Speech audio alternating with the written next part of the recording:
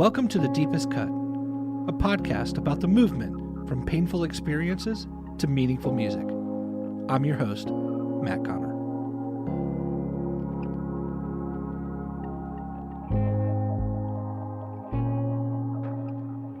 As we talk with artists about the process of turning their most difficult stories or uncomfortable realizations into songs, there's been one part of this that's gone largely overlooked: the actual release of that song for public interaction or consumption.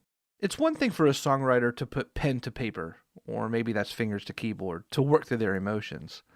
It's another thing entirely to unveil that to the world. Yet most of our discussions for this podcast have largely taken this for granted, as if it's understood that the artist will automatically put themselves in such a vulnerable position, rather than understanding that it's part of the overall challenge for the songwriter. Becca Jordan is a thoughtful singer-songwriter in Nashville, whose songs bend close to the earth.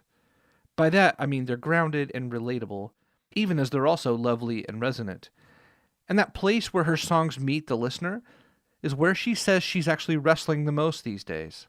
Even as Becca says she's learning to appreciate the gray area, the questions, the uncertainty of life and faith, she also says her tendency is to want to tie a nice, neat bow around the story by song's end. Yet in her ultimate goal of being an authentic artist, it can feel uncomfortable to think about releasing something unprocessed or unresolved to the masses. It's real, yes, but also really scary. On this episode of The Deepest Cut, we sat down with Becca Jordan to talk about a song born out of personal pain in loving community, and how that stands as a good example of the internal conflict she feels when presenting a song for anyone to hear.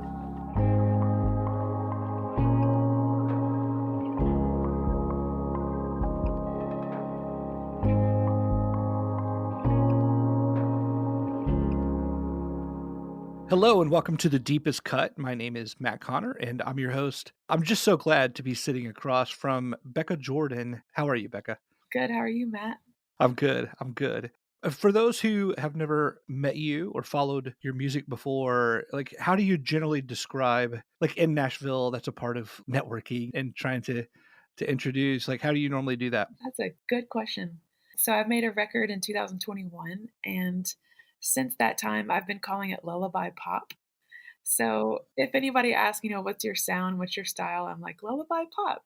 I'm a singer-songwriter. I love lyrics. I love focusing on that. And so my sound is piano-driven and kind of contemplative. So I've just kind of embraced that name and that made-up name, I guess. But I'll use that term a lot when people ask what I sound like. And then I'm involved in the church. I'm a worship leader. So that's another part of my heart, and music is also, singing every Sunday with a local congregation. So when I'm not writing, I'm doing that. Well, we're just so glad to have you here on the show. It feels like our mood is lighter than maybe what it should be for a it's like, let's talk about the difficult things, and then we're exchanging pleasantries and jokes here. But no, I just know in my own experience with your songwriting that it's authentic, heartfelt, vulnerable, taking the listener into spaces that you expose, which create connective tissue and, sort of the shared story, me too sort of moments, which is why, we wanted to invite you to be part of this. So thank you very much. Becca, I'd love to get just a macro view from you in terms of your own listening experience, like you as a appreciator of music. Do you tend to chase after or follow artists who are good themselves at that sort of exposure of their own lives, who sort of openly bleed for you to connect with in that way? Absolutely. Gosh, yeah, one of my favorites is Sarah Groves, who I would say does that very well. Not a showman, not a performer in that way, I think. Yeah, I think the singer-songwriter genre in general kind of tends to lean that way. So that's definitely the kind of people in music that I love to follow. I love a good pop song, and I love a good performer. I just had the pleasure of seeing Kristen Chenoweth yesterday with the Nashville Symphony, and I thought she is a performer, and she was still really honest, So it was a good reminder for me that you can be honest, but it doesn't always have to be this kind of cut my wrist and bleed out kind of thing, which is a very dark visual. But yeah, but I'm always learning. I think there's a whole variety of performers, and I'm not interested in and people wowing me with their talent. I want to know, like, if I go to a concert and someone doesn't talk in between their songs, I get mad because I'm like, I want to know who you are. I love your music, but I want to know something about what's making who you are. So I'm looking for the people that talk in between their songs that will tell me a little bit more about who they are rather than just the song itself. Can you take me into that? I'm curious when you said, "I love a good pop performance. I love a good, someone who's good on stage," and there is a whole art to that. I'm curious about you, like how you feel inside walking in that tension, because Hmm. like, as you write more songs, as you grow your own career, what is the balance or the tension there that you would like to strike that feels healthy, and how do you know like what side of that to does that feel like a tightrope that you walk? Or yeah, I guess I know that's pretty general and maybe it changes for the song or the season, Yeah, but I'll let you take it from there. that's a great question. The truth is, I don't play out a lot because I tend to feel really insecure about performing. I love to write and I love the kind of behind the scenes process of writing a song.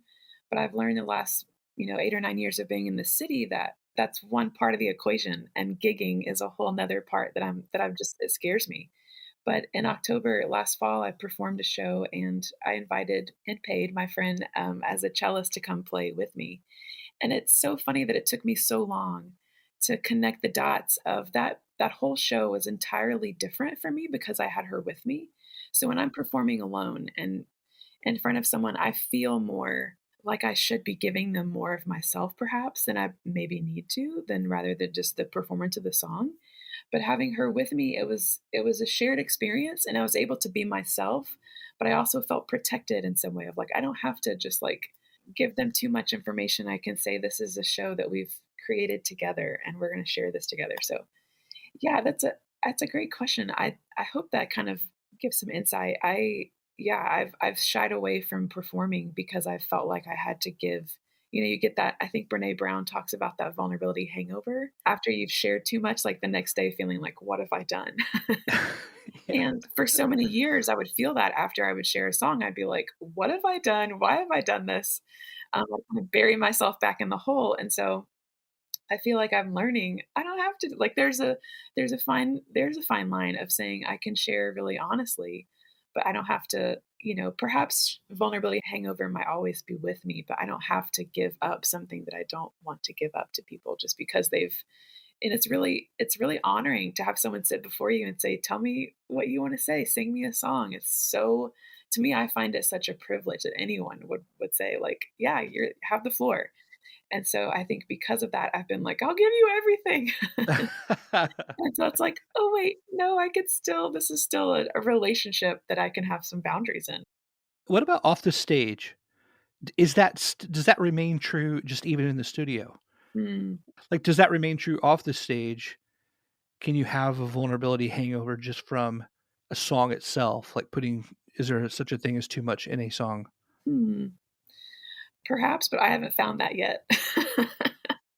I That's the space, like, writing for me, writing a song, writing a creative nonfiction, whatever it is, like, that for me is the space where I can give it all. I haven't yet found the limits perhaps, and in fact, I love recording for that reason. I love getting to do multiple takes and saying, that felt like you were trying to just protect something or you weren't giving me your all." So, I really love the studio for that space of, like, yeah, I can try again. I can mine the depths a little bit to give the listener something that feels authentic. So if there is a boundary there, I have not yet bumped into it. Well, obviously, I want to talk about House of Wonder. Yeah. And I was hoping that you could just let us into like what's the lay of the land there that sets the tone for even writing a song like that in the first place. Even in the first verse, we're introduced to sort of this dark night, and you're approaching the door of someone that obviously opened up what you needed in that moment. If it's too personal, then that's fine. We just talked about boundaries, and you don't have to give them to us.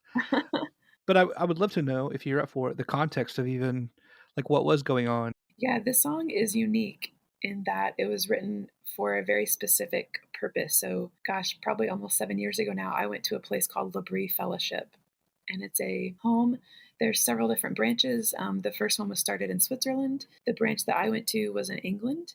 It was started by a theologian that said, if God is real, then he's the Lord over everything. And that includes chores and daily tasks. And it was a place for people to come and say, I don't believe this. I want to work out my faith, or I'm doubting, or whatever. And so I went and lived in this home for 3 months and lived alongside people from all over the world. And it was an incredibly transformational time in my life where I felt like what was interesting was there's so many people who had been wounded by the church who had come, pastors' kids, missionaries' kids, people who had connections to religion and were very, very wounded by it. And we could do dishes and read books and share our stories together. So there's a documentary being made about Labrie, and I have some friends who are working on the film, and they asked me, would you write a song for this project based on your experience? And so I was like, my gosh, how do I write about something so profound? But this first verse is trying to set up that story of what it felt like to walk up to this house I'd never been to before. I guess that's where there was a little bit of fiction involved over it. It wasn't exactly nighttime. It was late afternoon, but walking up, to a door and knocking on this door and saying, I have no idea who was on the other side of these walls, but like I was in a personal space of really needing some help and needing some protection. And Labrie in French means shelter. And so this home is created and is meant to be a shelter for people. And so that is what I wanted to try to share about my experience there and then the friendships I made through this space. Can you take me back to those days? If I could have asked you then, what would you have say that you even needed?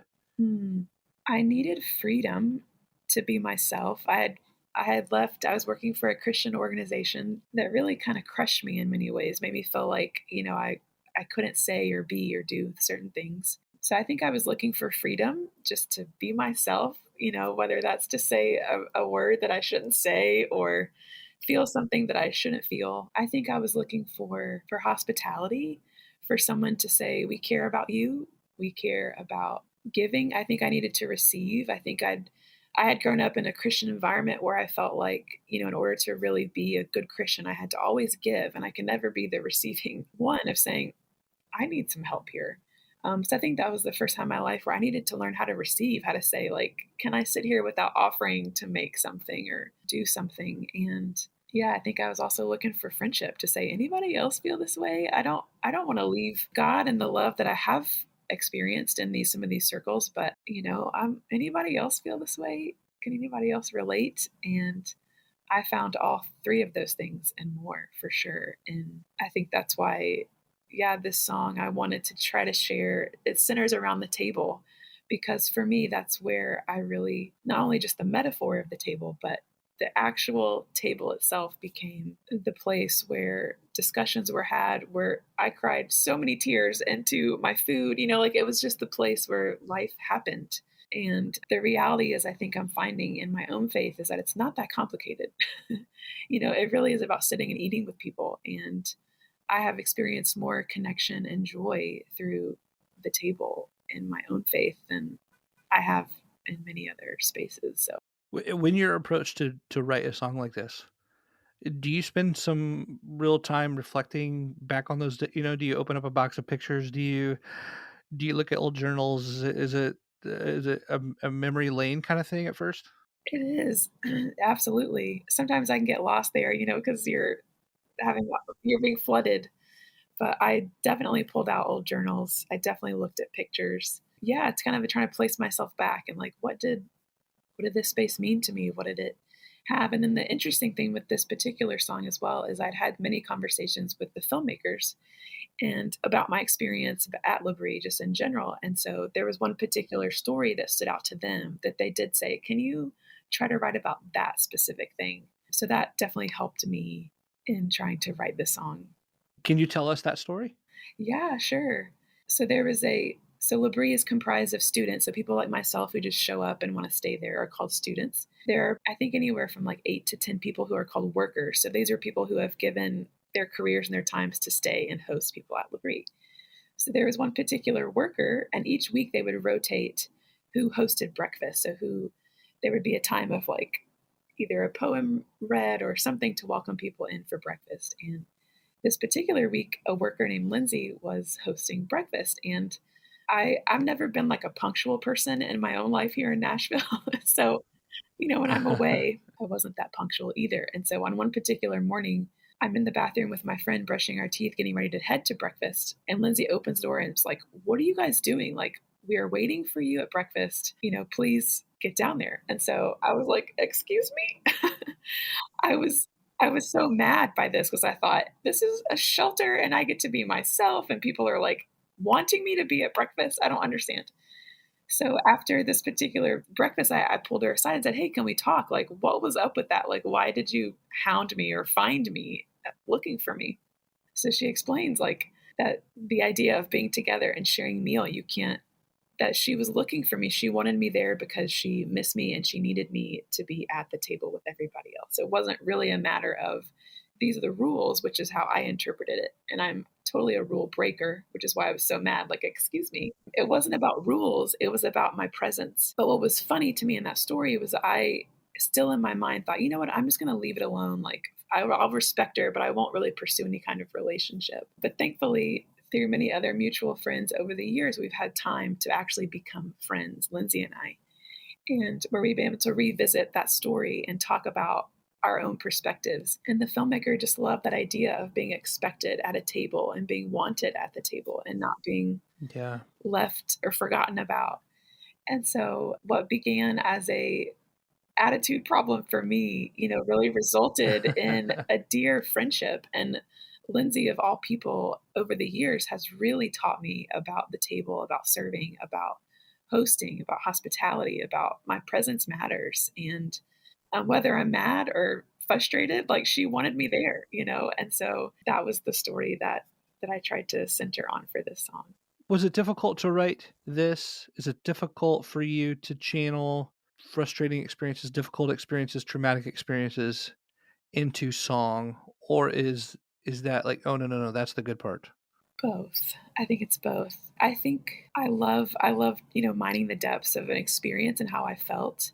I think there is a tendency for me though to still want to wrap everything up with a nice little bow and present someone with like, this was bad, but now it's good. I still find myself kind of gravitating towards that space in a song, and I'm trying to learn how to sometimes things aren't wrapped up neatly or nicely. There is no happy ending sometimes. So I think that's what I'm learning to pay attention to is feel free to bring it all, but really pay attention to why I feel the need to wrap things up. Is that for me or for others?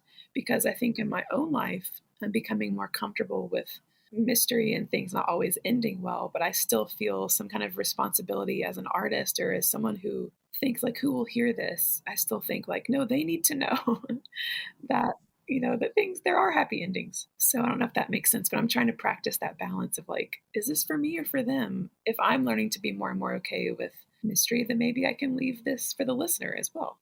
Did you feel some of that with this song? I did. I'm not sure if I struck that balance or not. I know I read a book during this past summer that also really shaped this song for me called The Supper of the Lamb, where it's a book where this priest is really writing about food and the table, and he's combining all these really lovely theological truths with really interesting, simple things in the kitchen. And so, but the last chapter is called The Burning Heart, and he talks about how we all have this kind of insatiable desire that is not going to be really satisfied. So I struggled with this song to know like. For me, I wanted to say this is an invitation. Love is an invitation.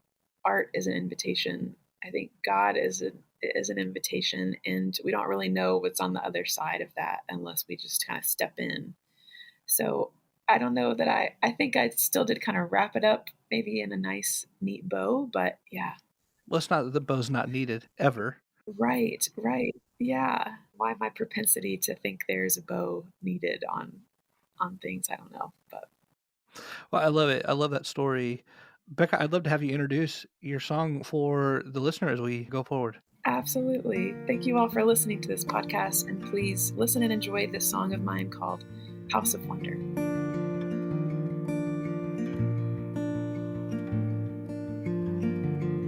Do you remember when, in the darkest night, I knocked on your door and you turned on the light? You opened up your heart, your home.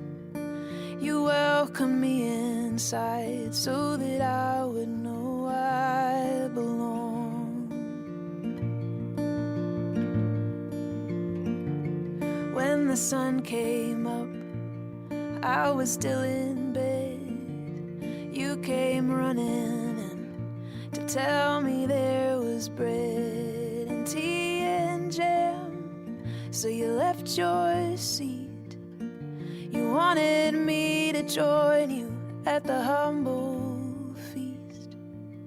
So I take my seat at the table where you've been waiting there for me, in this house of wonder where my hunger is a blessing.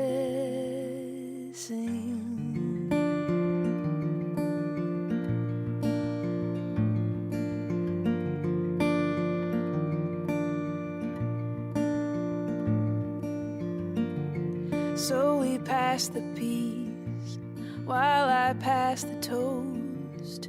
You read a poem from the book of Job. How can I be sure that God is near? Because you woke me, friend, and brought me here, where I take my seat at the table where you've been waiting here for me, in this house of wonder where my hunger is a blessing.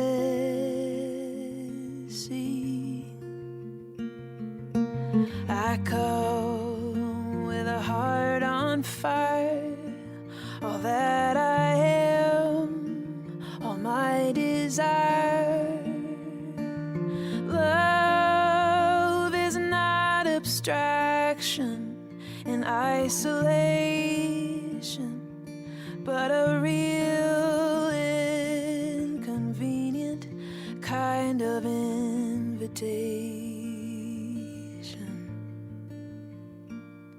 So I take my seat at the table where you've been waiting there for me, in this house of wonder where my hunger is a blessing.